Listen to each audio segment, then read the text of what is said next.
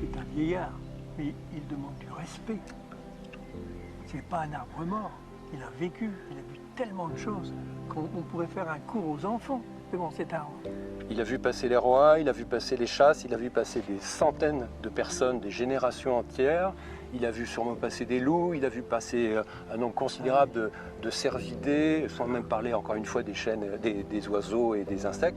C'est du patrimoine historique. Personne n'aurait l'idée de venir démonter la statue de Jeanne d'Arc à Compiègne sous prétexte qu'elle est ancienne. Eh bien cet arbre bénéficie du même traitement que la statue de Jeanne d'Arc ou la statue de Foch au carrefour de l'Armistice. C'est du patrimoine historique. Cet arbre doit être préservé dans tous les cas.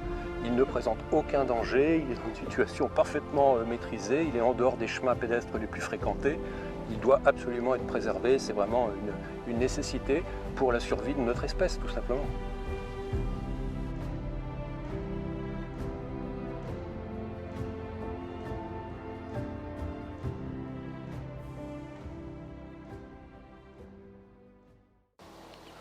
Bonjour les amis de la forêt de Compiègne, donc je me trouve aujourd'hui en forêt, évidemment sous le mont Saint-Pierre qui est derrière nous, tout près du chêne sous Saint-Pierre.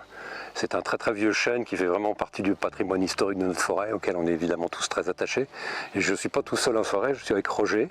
Roger qui est un ancien forestier, qui connaît très très bien justement les arbres et la forêt de Compiègne dans laquelle il a exercé toute sa vie professionnelle.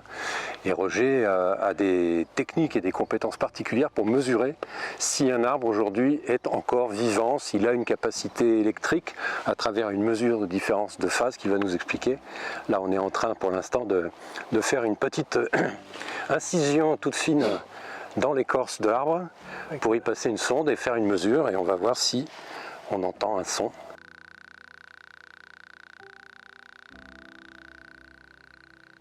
Vous entendez le son que l'arbre fait encore. Donc la sève élaborée est toujours dans l'arbre. L'arbre vit toujours. Il vit à l'extrême ralenti, mais il vit toujours. D'un côté. Si on passe de l'autre côté, là où il est plus endommagé, théoriquement, on doit entendre aucun son. C'est ce qui prouve que votre arbre, en ce moment, vit. Il a environ, pour moi, encore 10% à 15% de vie. D'accord.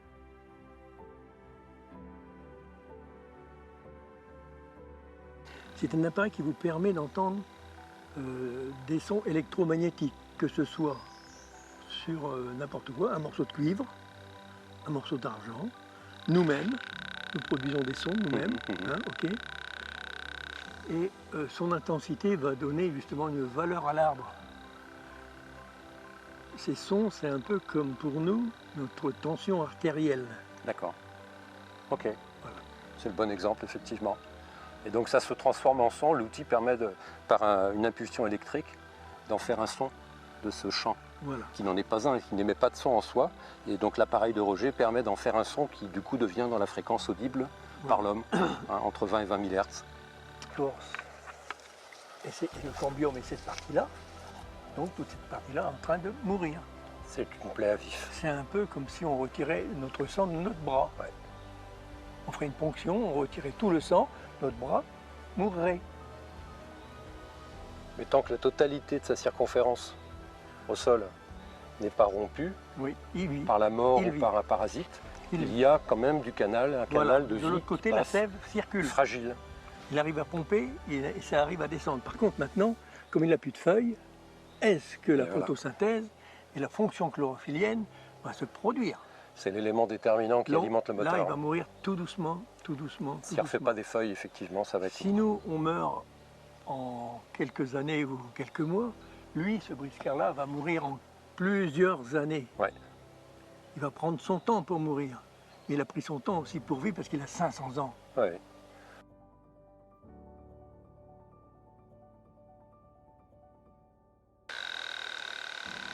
Voilà, je vous fais écouter le son du charme.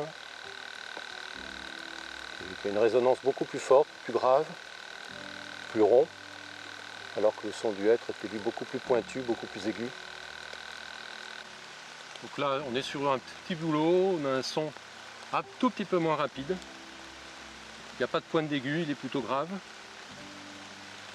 Donc j'en ai déduit que si chaque arbre a ses propres sons, ses propres sa propre intensité, je pense que comme c'est une antenne, il peut se permettre de communiquer avec les autres arbres. Oui. Et si tous les chênes ont la même intensité, ils se comprennent entre eux. Oui. Les hêtres ont une certaine intensité, ils se comprennent entre eux. Et quand il y a un problème, les chênes ont leur maladie, les hêtres ont leur propre maladie, la cochenille ne vient jamais sur un chêne, les chenilles qui grimpent, processionnaires, ne vont jamais sur un hêtre.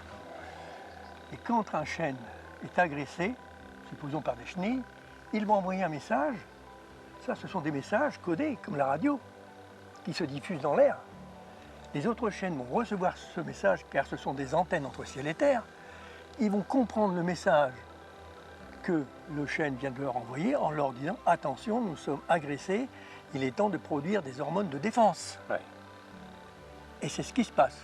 Le hêtre, idem, le résineux pour lui, c'est maladie, idem, et tous les arbres, c'est comme ça. Ça ressemble un peu aux humains. Chaque groupe d'humains, un Chinois, un Anglais, un Français, a son propre langage. Ouais. En cas d'attaque, on fait des anticorps. Le Chinois va parler aux Chinois, ils vont se comprendre. Mais celui qui ne sait pas comprendre ni parler le chinois ne va pas comprendre. Ah oui, il faut un langage Donc chaque arbre a ses propres vibrations. Par la communauté. Voilà, chaque arbre, chaque groupe d'arbres, chaque essence ont leur propre son. Et c'est comme ça qu'ils peuvent vivre entre eux, communiquer entre eux, alerter s'il y a des insectes, etc. etc.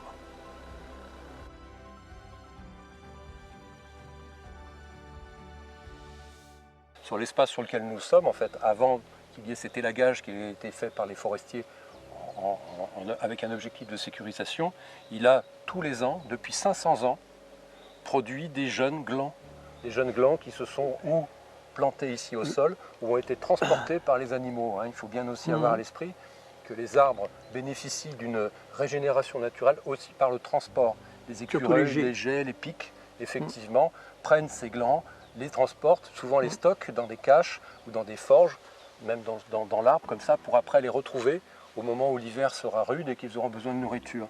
Donc il y a toute une chaîne de biodiversité qui est alimentée par ces vieux arbres, les insectes, et s'il y a des insectes, il y a des oiseaux, et donc tout ça fonctionne parfaitement en harmonie. Je vais vous montrer ici, vous voyez, des jeunes pousses de chêne qui sont poussées évidemment juste à son pied, qui sont ses fils. Ce pied-là que j'ai dans la main gauche ici, il a 2-3 années, il est aujourd'hui en parfaite santé, il a fait ses feuilles de saison, il est tout à fait intéressant. C'est un jeune chêne qui est donc le fils d'un père qui a 500 ans et qui, 500 générations de glands plus tard, est encore capable, enfin à 498, parce que malheureusement aujourd'hui élagué comme il l'est, c'est pas demain qu'il refera des glands, il faudra vraisemblablement des années, s'il survit jusque-là, pour refaire de nouveaux glands. Donc ça, ce sont ses derniers fils, c'est la dernière génération. Il y en a à peu près une vingtaine ou une trentaine, sans parler de l'investigation qu'il faudrait faire sous les orties ici et sous les prunus. Mais en tout cas, à vue, là, rapidement, on en a trouvé une vingtaine ou une trentaine. Là, ce sont vraiment des compétiteurs, ces jeunes arbres. Ils ont un ADN de champion. Leur père a vécu des choses incroyables, des tempêtes, des hivers d'une rigueur qu'on ne connaît plus depuis notre vivant. Des chaleurs, évidemment, tout aussi extrêmes à des époques depuis 500 ans où il y a eu ce genre d'écart de saisonnalité. Et aujourd'hui, ces jeunes glands sont livrés à eux-mêmes, finalement, en totale autonomie, mais ils ont un potentiel de reprise effective pour devenir des vrais arbres qui est très très faible. Donc il faut aussi s'assurer de leur protection, de leur reproduction aussi ultérieure, pour que cette génération soit évidemment valorisée au maximum.